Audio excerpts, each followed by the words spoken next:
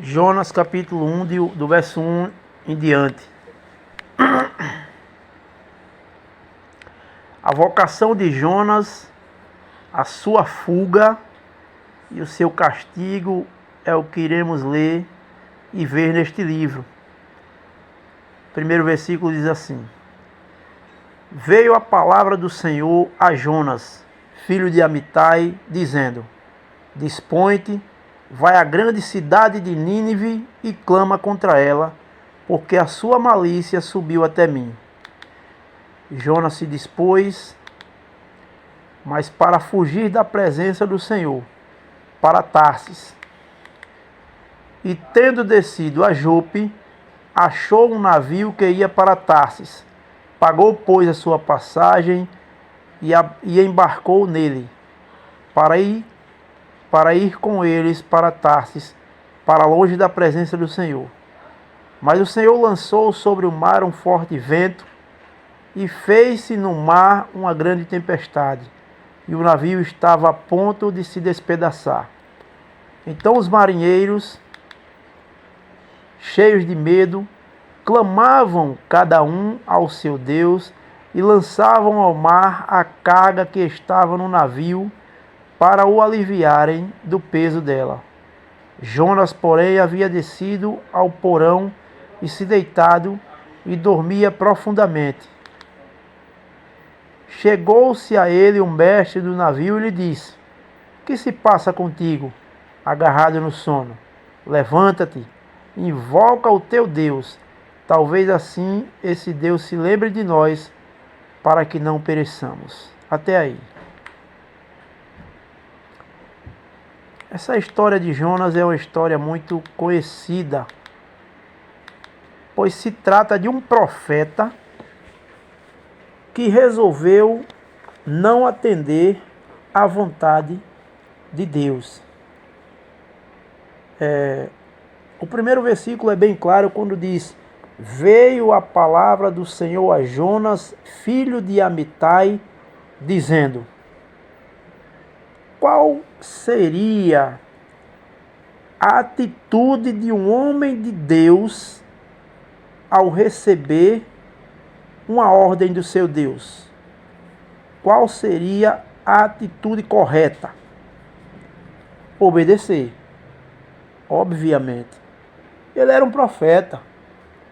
Ele já havia profetizado outras vezes da parte de Deus. Contudo, Jonas resolveu desta vez não atender à vontade do Senhor. No decorrer do estudo deste livro, nós iremos perceber por que Jonas se atreveu a não atender à vontade de Deus. Pois a vontade de Deus era esta, veja, verso 2: Dispõe-te, vai à grande cidade de Nínive e clama contra ela, porque a sua malícia subiu até mim. Vá, Jonas, vá a Nínive e clame contra ela. Pregue a palavra que eu vou lhe mandar. Mas veja que maravilhoso é isso da parte de Deus. A cidade de Nínive estava tomada por pecados e iniquidades que chegou ao Senhor como algo desagradável. Mas o Senhor dos mais altos céus não simplesmente mandou juízo ou castigou a cidade de Nínive pelos seus pecados, como Deus nunca fez. Ou seja, Deus sempre manda uma mensagem primeiro aos homens, para que depois esses homens não tenham desculpa dos seus pecados e não tenham como questionar o castigo. Então Deus disse: Dispõe-te, vai à grande cidade de Nínive e clama contra ela, porque a sua malícia subiu até mim. Mas qual foi a atitude do profeta? Verso 3: Jonas se dispôs, mas para fugir da presença do Senhor, para Tarsis. E tendo descido a Jope, achou um navio que ia para Tarsis. Pagou, pois, a sua passagem e embarcou nele para ir com eles para Tarsis, para longe da presença do Senhor. Então era para ir para Nínive. Deus disse: Jonas, vá à cidade de Nínive. Jonas foi para Tarsis, pagou a passagem do navio e pegou esse navio para Tarsis. E o texto é bem claro quando diz para longe da presença do Senhor. Esse longe da presença do Senhor aí não significa dizer que Jonas se afastou de um Deus que é onipresente, não. Significa que ele deixou de fazer a sua vontade. Quando você deixa de fazer a vontade de Deus, você está se afastando de Deus. E esse afastamento pode lhe trazer consequências eternas. Já que você está se afastando de Deus, então Deus irá afastá-lo dele completamente, como ele disse àqueles profetas lá em Mateus 7:21, quando os profetas disseram: Senhor, em teu nome nós não profetizamos, e em teu nome nós não fizemos muitas maravilhas e sinais. E o Senhor vai dizer a eles: nunca vos conheci, apartai-vos de mim, vós que praticais a iniquidade. Então Jonas procurou fugir da presença do Senhor. E muitos ainda hoje fogem, vão para longe da presença do Senhor, ou seja, não querendo fazer a sua vontade. Contudo, quando Deus quer realizar uma obra, não há quem impeça. Apesar de Jonas ter fugido da presença do Senhor, o verso 4 vai dizer: mas o Senhor lançou sobre o mar um forte vento e fez-se no mar uma grande tempestade, e o navio estava a ponto de se despedaçar. Jonas estava no navio, fugindo da presença do Senhor, ou seja, não querendo fazer a sua vontade, mas o Senhor foi até o mar e causou um forte vento e fez no mar uma grande tempestade, e o navio estava a ponto de se despedaçar. Ou seja, Deus tem o controle sobre tudo e sobre todos, sobre o mar, sobre o vento, sobre a tempestade, a ponto de usar os meios naturais que ele criou para causar um castigo a uma determinada pessoa. Controle de tudo, né? No controle de tudo. Então, o que aconteceu quando este navio estava nessa circunstância?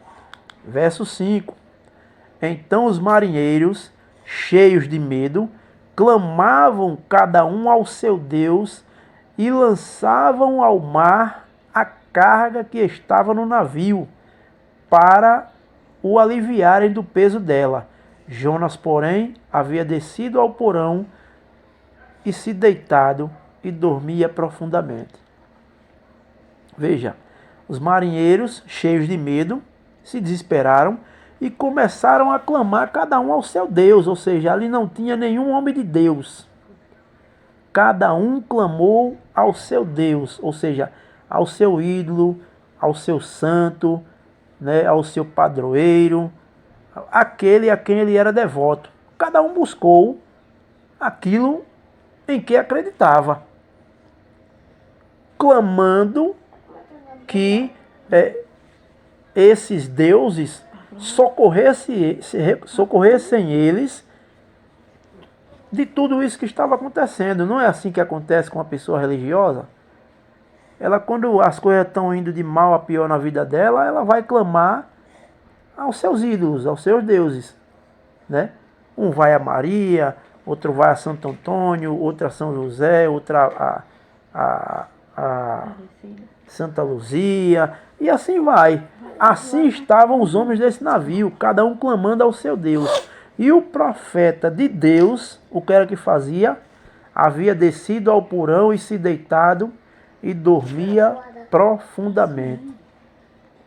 Veja a indiferença que esse profeta chegou. Verso 6.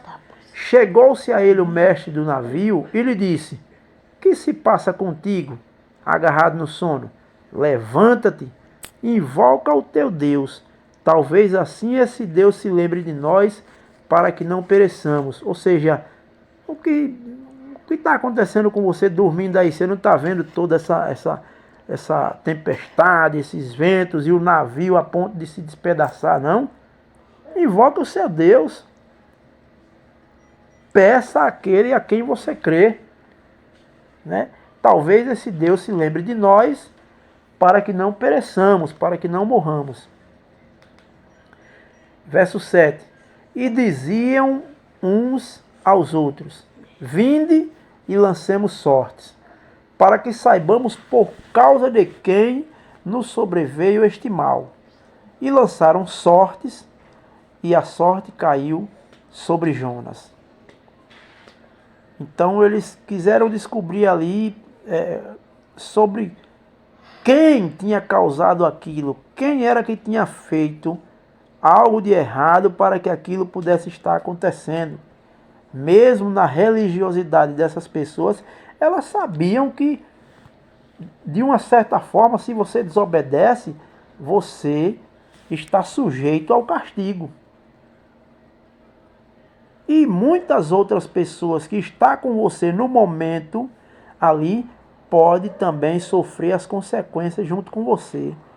Foi o caso de Jonas no navio. Os marinheiros não tinham nada a ver, quem estava desobedecendo era Jonas. E por causa da desobediência de Jonas, aqueles homens tiveram que passar essa grande aflição. Porque Jonas estava desobedecendo ao Deus Todo-Poderoso, que tem poder sobre tudo e sobre todos. E ai daquele que se rebelar contra esse Deus. Então eles lançaram sorte e a sorte caiu sobre Jonas. Naquele tempo, no Antigo Testamento, o pessoal, Deus, né? Deus, por sua graça e pela sua forma figurativa, né, que Deus agia por meio de figuras lá no Antigo Testamento, ele respondia aos seus profetas por meio de sortes, por meio de outros meios que eu não estou lembrado agora, por duas pedras, Turim e Urim, e coisas desse tipo. E as pessoas chegavam a uma determinada conclusão de que aquilo era da vontade de Deus ou não. Verso 8, o texto vai dizer: então lhes disseram: declara-nos agora por causa de quem nos sobreveio este mal. Que ocupação é a tua? De onde vem? Qual a tua terra? E de que povo és tu? Então eles lançaram sorte, a sorte caiu sobre Jonas. Então eles disseram a Jonas essas palavras aí, né? Declara-nos agora por causa de quem nos sobreveio este mal, ou seja, confesse. Nós já descobrimos que foi por causa de você. Confesse, né? Por causa de quem nos sobreveio esse mal. Que ocupação é a tua? De onde vens? Qual a tua terra? E de que povo és tu? Então não restou nada para Jonas a não ser confessar. Verso 9 ele diz: e lhes respondeu: sou hebreu e temo ao Senhor, o Deus do céu, que fez o mar e a terra. Então essa é a razão porque o mar estava naquela situação. Jonas havia desobedecido ao Senhor, Deus do céu, que fez o mar e a terra. Verso 10. Então os homens ficaram possuídos de grande temor e lhe disseram: que é isto que nos fizeste? Pois sabiam os homens que ele fugia da presença do Senhor, porque lhe havia declarado. Então Jonas ali afindou pregando para eles esse Deus que estava fazendo tudo aquilo. O Deus que fez o céu, a terra, o mar e tudo o que neles há. Então eles ficaram possuídos de grande temor e lhe disseram: que é isto que fizeste? Pois sabiam os homens que ele fugia da presença do Senhor, porque ele o havia declarado. Verso 11. Disseram-lhe: que te faremos para que o mar se nos acalme? Porque o mar se ia tornando cada vez mais tempestuoso. Então, enquanto uma decisão positiva não fosse tomada ali, o mar ia cada vez ficando mais violento, como se dizendo: ou se converte, ou se arrepende, ou nós não pararemos de agravar a situação ao seu respeito. Porque ninguém pense que somente os homens devem obedecer a Deus. Tudo o que Deus criou lhe obedece. Se Deus disser ao mar: não passe daqui, o mar daqui não passa. E se Deus disser ao mar: arrase toda essa cidade, o mar obedece. As aves obedecem. Nós vimos que Elias, por exemplo, era alimentado por corvos, né? Noé, por exemplo, soltava uma ave para que a ave pudesse ver o lugar se estava seco ou se tinha água, e a ave voltava para o lugar dela. Ninguém pense que esses animais ou a natureza agem por espontaneidade ou instinto. É Deus quem dirige os passos de tudo e de todos. Ele tem poder para isso. Ele é o Todo-Poderoso. É esse Deus que muitas vezes as pessoas não compreendem, não conhecem. Acha que Deus é um senhorzinho bobo que está lá no céu vendo todas as nossas travessuras e que simplesmente vai bater a mão na nossa cabeça e dizer: bichinho, ah, que coitadinho, que bichinho. Não. Nós temos pais e sabemos como os nossos pais reagem quando nós fazemos algo de errado. E por que pensemos que um Deus santo irá tolerar os nossos erros de sorte que nós não venhamos sofrer as consequências? Todos nós sabemos disso, que há consequência, ou há consequências para o pecado da raça humana, ou então um Deus santo, perfeito e justo não existe. É a conclusão que muitos chegam. Ah, se Deus existe, por que isso acontece? Ah, se Deus existe, por que aquilo está assim? Ah, se Deus existe, ora, se você não descobrir agora, certamente um dia você descobrirá se ele existe ou não. E muitas vezes nós não conseguimos explicar por que a coisa está assim ou assado, porque não se trata de uma ação humana, se trata de uma ação divina. E quando se trata de uma ação divina, não tem como explicar. É crer, se prostrar, se humilhar, pedir perdão, confessar que errou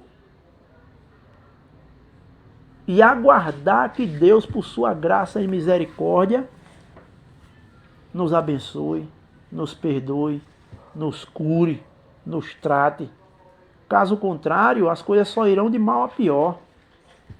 Existe um Deus nos céus que toma conta de todas as coisas nos céus e na terra. Então, eles perguntaram: o que faremos para que o mar se nos acalme?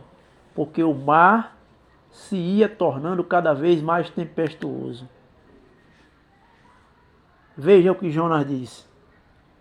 Respondeu-lhe Jonas: tomai-me e lançai-me ao mar, e o mar se aquietará, porque eu sei que por minha causa vos sobreveio esta grande tempestade. Agora sim, agora Jonas está começando a agir como homem de Deus, confessando, entendendo que merece ser castigado, porque quando ele diz lançai-me ao mar aí, ele não está pedindo algo bom, porque ninguém quer ser lançado ao mar em uma tempestade. Hora nenhuma ninguém quer ser. Se de repente você estiver em um navio e você por acidente escorregar e cair na água ali, todos que estão no navio vão lançar botes, jet ski, jogar boia, fazer a curva do navio, tomar alguma atitude para salvar você, porque sabe que você não vai escapar se você ficar ali.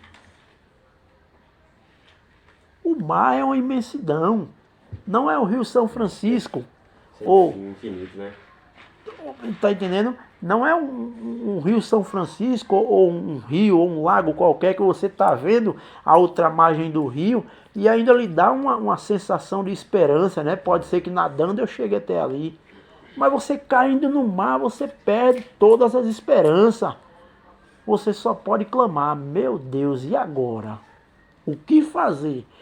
Primeiro, para onde nadar se eu não estou vendo terra em canto nenhum? Então é uma situação desesperadora, mas ele já reconhecendo o seu erro, ele diz isso: tomai-me e lançai-me ao mar, e o mar se aquietará, porque eu sei que por minha causa vos sobreveio esta grande tempestade. Mas os homens não vão lançar ele ao mar assim, de repentemente. Veja o que acontece. Entretanto, os homens remavam, esforçando-se por alcançar a terra, mas não podiam, porquanto o mar se ia tornando cada vez mais tempestuoso contra eles. Quanto mais eles remavam, mais eles não viam solução. Quanto mais eles remavam, menos ele via solução. E aí no verso 14, não restou a ele outra maneira senão obedecer aquilo que Jonas disse. Mas antes disso, eles vão fazer um clamor. Verso 14. Então clamaram ao Senhor e disseram: Ah, Senhor, rogamos-te que não pereçamos por causa da vida deste homem, e não faças cair sobre nós este sangue, quanto a nós inocentes, porque tu, Senhor, fizeste como te aprouve. Senhor, nós vamos lançar ele no mar, mas nós rogamos ao Senhor que nós não pereçamos por causa da vida deste homem, e não façais cair sobre nós o sangue dele, quanto a nós inocentes, porque tu, Senhor, fizeste como te aprouve. O profeta fez a merda, o profeta está confessando e o profeta está dizendo o que deve ser feito. Então vamos pegar ele agora e vamos lançar ao mar. Estamos remando e nada. E nós não temos outra alternativa a não ser fazer o que o profeta falou. Verso 15. E levantaram a Jonas e o lançaram ao mar. E cessou o mar da sua fúria. Veja o quanto este homem era um profeta de Deus. E ele estava em desobediência. Mas o que ele disse, aconteceu. Esta é a marca de um profeta. Quando o profeta diz que uma coisa vai acontecer que ela não acontece, então esse profeta é falso. No Antigo Testamento ele morreria apedrejado. Mas as palavras de Jonas, o que ele disse, aconteceu. Quando lançaram ele ao mar, o mar cessou da sua fúria. Verso 16. Temeram, pois, estes homens em extremo ao Senhor, e ofereceram sacrifícios ao Senhor e fizeram votos. Pronto. Os caras agora aí se tornaram crentes de um apenas Deus. Não clamaram mais a outros deuses. Veja, Temeram, pois, estes homens em extremo ao Senhor e ofereceram sacrifícios ao Senhor e fizeram votos. Eles agora se tornaram cristãos. Depois de terem visto tudo aquilo e se deparar com toda essa situação e verem que após eles terem obedecido o profeta, de ter jogado o profeta no mar e o mar cessado, eles disseram, não tem outra alternativa. Realmente esse Deus é poderoso. Realmente esse Deus é poderoso. E temeram a esse Deus. Veja que ele diz, temeram, pois, estes homens em extremo ao Senhor. Eles ficaram extremamente temerosos, entendendo que esse Deus era o Deus todo-poderoso e verdadeiro. E o que é que acontece? Verso 17. Deparou o Senhor um grande peixe para que tragasse a Jonas. E este Jonas, 3 dias e 3 noites. Vou ler novamente. Deparou o Senhor um grande peixe para que tragasse a Jonas. E este Jonas, 3 dias e 3 noites no ventre do peixe. E esteve Jonas, né? Não é este não. E esteve Jonas 3 dias e 3 noites no ventre do peixe. Então alguém aqui, muito provavelmente, já ouviu falar que Jonas foi engolido pelo grande peixe. Poucas pessoas acreditam. Tem uma música que diz que está escrito que Jonas foi engolido por um grande peixe. E eu acredito, como também acreditaria, se a Bíblia também tivesse dito que o grande peixe teria sido engolido por Jonas. Porque realmente não é uma coisa fácil de acreditar. De que um homem tenha sido engolido por um grande peixe e ter passado 3 dias e 3 noites no ventre desse peixe como passou Jonas. Mas nós iremos ver do capítulo 2 em diante o restante dessa história e perceber que tudo é possível àquele que é todo poderoso. Que Deus aplique essas palavras em nosso coração e que nós nos preparemos para o próximo estudo em que daremos continuidade ao capítulo 2, onde Jonas no ventre do grande peixe, onde nós vamos ver que Jonas esteve 3 dias e 3 noites no ventre do grande peixe, né? Nós vamos ver a sua oração e o seu livramento da parte de Deus. Então, que Deus nos abençoe.